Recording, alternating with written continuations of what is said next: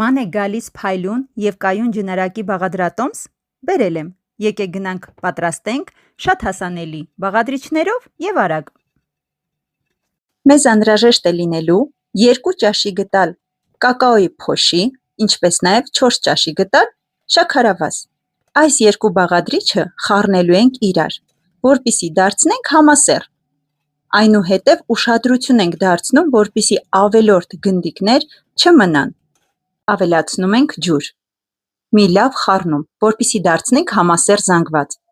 Իհարկե ջրի փոխարեն դուք կարող եք օգտագործել կաթ, բայց ես նախընտրում եմ օգտագործել ջուր։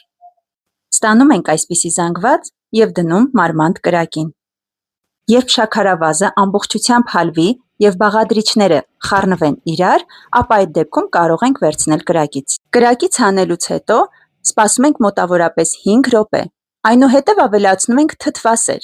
Եթե ցանկանում եք, որպեսզի ձեր ջնարակը լինի ավելի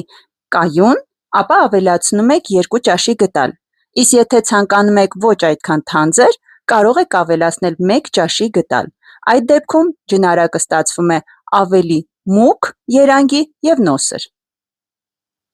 Ջնարակը պատրաստ է, սիրելիներս։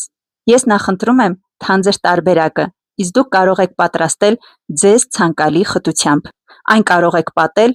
ձեր պատրաստած թխվածքեղենի վրա և վայելել։ Իսկ ես ձեզ լավ օր եմ ցանկանում։ Կտեսնվենք։